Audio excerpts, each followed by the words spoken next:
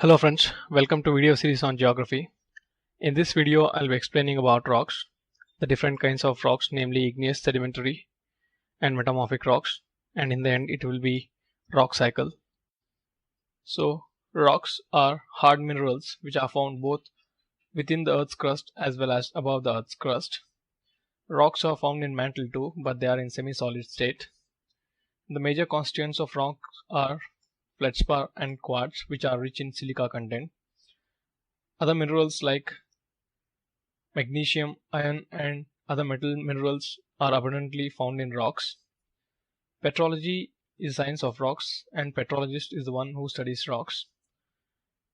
On the basis of formation, rocks are mainly divided into igneous rocks, sedimentary rocks and metamorphic rocks. We'll study all these things in detail. And intrusive rocks are the rocks which are formed directly from magma or lava. That is, when magma or lava solidifies, they give rise to igneous rocks. Depending on whether the rocks solidify within the earth's crust or above the earth's crust, they are divided into intrusive rocks. The best example is granite, and extrusive rocks. Basalt is example for extrusive rocks, and basalt is the major constituent of Deccan traps. The intrusive rocks which solidify within the earth crust solidify slowly, giving rise to very large grains. So granite has very large grains or very large crystals, whereas those rocks which solidify on the surface solidify much faster, giving rise to small grains or small crystals like basalt or Deccan traps. And the most important property of these rocks is that they are unfossiliferous or do not contain any fossils because they are formed at very high temperatures. And based on the place and time taken in cooling, the igneous rocks are divided into plutonic rocks or volcanic rocks. Plutonic rocks are nothing but intrusive rocks, that is, the rocks that are formed due to the cooling of magma deep below the earth's crust, whereas volcanic rocks are extrusive rocks, where the lava which flows out cools above the earth's crust, giving rise to extrusive rocks. The next example is granite, which is formed from slow cooling of magma, that is giving rise to big crystals. And the example for volcanic rocks is basalt, which is the major constituent of Deccan traps. And this rock is formed when lava which flows out above the earth's crust cools quickly, giving rise to small crystals of rocks. We have seen slow cooling gives rise to big crystals, whereas rapid cooling prevents crystallization, or they might be very small. They might possess very small crystals, or they might be very have fine grains. And as these rocks are cooled below the earth's crust, they are much denser and darker in color, mainly because of the presence of iron oxides, etc. And whereas volcanic rocks are less dense and they are lighter in color, and they are basic in nature, whereas plutonic rocks are acidic in nature. And those rocks which cool between the plutonic rocks and volcanic rocks are called as intermediate rocks or dike rocks. We have discussed about different kinds of rock forms below the earth's crust where magma cools, giving rise to various structures like sill, dike, laccolith, batholith, etc. And they are semi-crystalline in nature, that is intermediate. The crystal size is intermediate to that of plutonic and volcanic rocks. And based on chemical nature, igneous rocks are divided into acidic rocks and basic rocks. Acidic rocks are rich in silica. Silica consists of 80% of the rock, whereas the basic rocks are poor in silica. They mainly consist of magnesium and iron and various other metal oxides. As they are very rich in the silica content, they are very viscous and it gives acidic nature to the rock. As they are very viscous, they do not flow for longer distances and cools very quickly, giving rise to very big crystals or grains. Whereas basic rocks, which are low in silica content, are less viscous and they can flow for a larger distances and they cool slowly, thus giving rise to bigger crystals. One good example is Mount Fuji in Japan, which is a volcanic mountain which is formed due to continuous accumulation of cooled magma. And the example of basic rocks, the landform formed by basic rocks, is Deccan traps, which is a plateau. This Deccan traps mainly consists of basalt, which is basic in nature. and due to the less content of heavy metals like iron and magnesium, etc., these rocks are lighter in color. For example is granite. Whereas due to the presence of high metals, especially metal oxides, these rocks are dark in color. That is, basic rocks are dark in color. And these are few examples of acidic rocks: granite, quartz, feldspar. All these are very rich in silica. Whereas the example for basic rocks are basalt, gabbaro, and dolerite, which are very poor in silica content. And as these rocks forms bigger crystals and they are formed due to very slow cooling of magma, they are very brittle or hard, and they are very resistant to weathering. Whereas comparatively the other kind of rock, that is basic rocks, are relatively uh, vulnerable to weathering, and they can be relatively easily weathered. And coming to economic significance of igneous rocks, they are rich in metal ores. That is, they form the major source of metal ores. This is because the lava which comes from deep inside the earth's crust carries a lot of metal content in it, and once these come out and solidify, give rise to a rock which will be obviously be rich in metal ores. And various metals found are iron, nickel, copper, etc., and single element metals like gold, platinum, and single element non-metallic minerals like diamonds, etc. Amygdales are bubbles within the rock's interior in which metal constituents settle, and hence these rocks or amygdales will be rich in certain metals, especially gold, platinum, silver, etc. are found in this form of amygdales. And the old rocks of Indian Peninsula, that is the Peninsular region, it is rich with crystallized minerals, metal minerals like iron, copper, etc. Whereas the Western India, semi-arid region, parts of Rajasthan, Gujarat, etc., are rich in acidic rocks like granite, which are of huge economic significance. And the next important types of rocks are sedimentary rocks. They are mainly formed from igneous rocks, as well as there is one more kind of rocks called metamorphic rocks.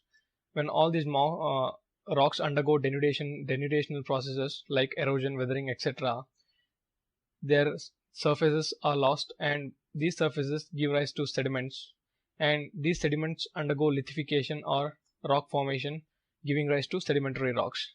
The best examples are sandstone and shale. And depending on the kind of formation, there are three types: mainly mechanically formed sedimentary rocks. The best examples are sandstone, limestone, shale, loess, etc. Loess are the ones carried where the sediments are carried by wind, and limestone are the ones where sediments are carried mainly by water. And organically formed sedimentary rocks, which are rich in coal and various other carbonaceous content.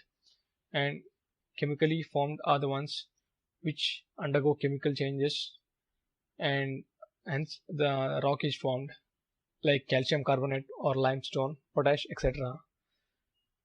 Though the Earth's surface is covered mainly by sedimentary rocks, they cover about 75% of the Earth's crust.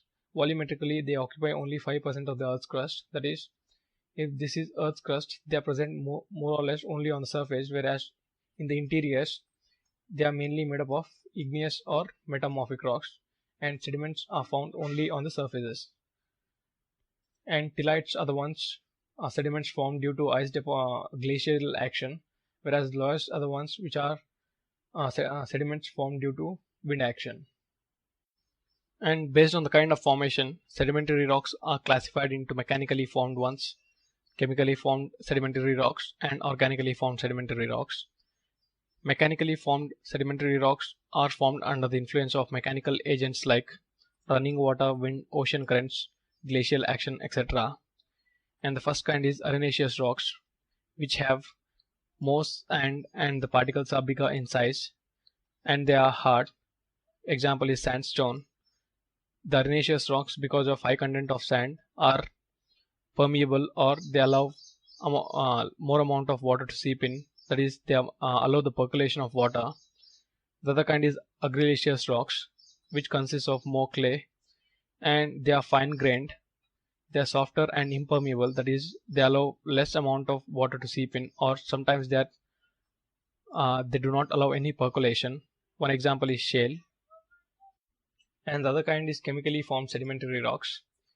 These kind of rocks are formed mainly due to evaporation of water which is rich in mineral content, giving rise to structures like stalactites and stalagmites. The ones that are formed that are attached to the roof are called stalactites, whereas the ones that form on the base is called as stalagmites. That is, when water which is rich in minerals like calcium carbonate, etc., limestone, etc., evaporates, it leaves behind the mineral content which accumulates over a period of time, giving rise to these kind of structures. And when the remaining water falls below, even here evaporation takes place, leaving behind mineral content.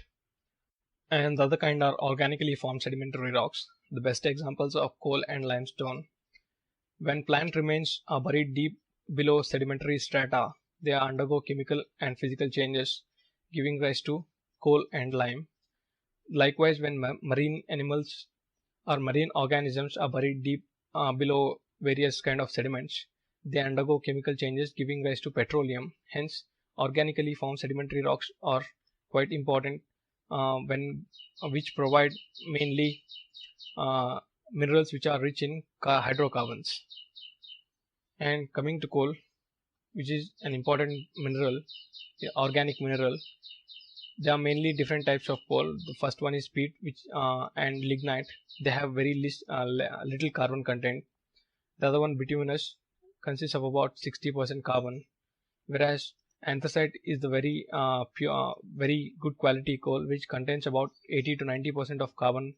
And once this anthracite undergoes further chemical changes, it gives rise to graphite, which is 100% carbon.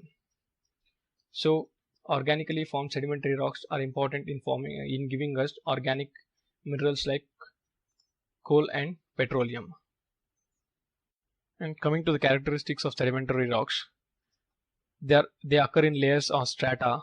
That is, they are stratified rocks because they are formed over a period of time due to accumulation of sediments, and they are fossiliferous rocks, unlike igneous rocks which are unfossiliferous.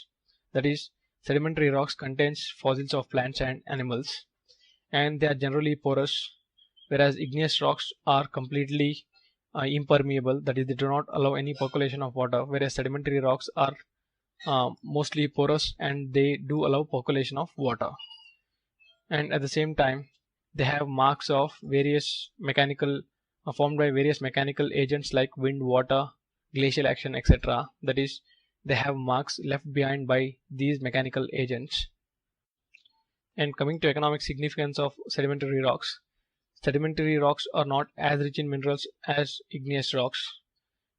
They contain very few metallic ores like hematite ore, which is an ore of iron, and bauxite, manganese, tin, etc. And they mostly contains non-metallic minerals like phosphates, nitrates, etc., and organic minerals like coal, petroleum. The most important economic significance is that sedimentary rocks give rise to richest soils which facilitate agriculture. For example, the regions formed by sediments carried by Ganga and Brahmaputra gave rise to Ganga plains, which is very fertile and gives good yields. And the other important rock type is metamorphic rocks. These rocks are mainly formed from igneous and sedimentary rocks. When igneous and sedimentary rocks are subjected to huge amount of temperature, pressure, they give rise to metamorphic rocks.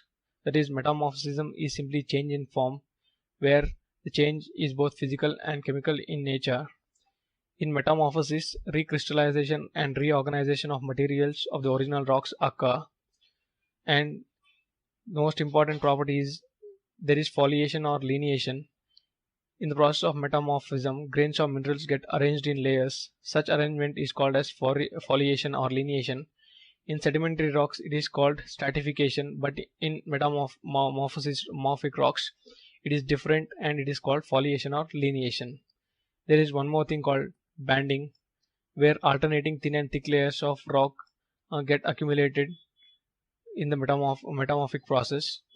The best example for metamorphic rocks are gneiss, slate, schist, marble, quartzite, etc.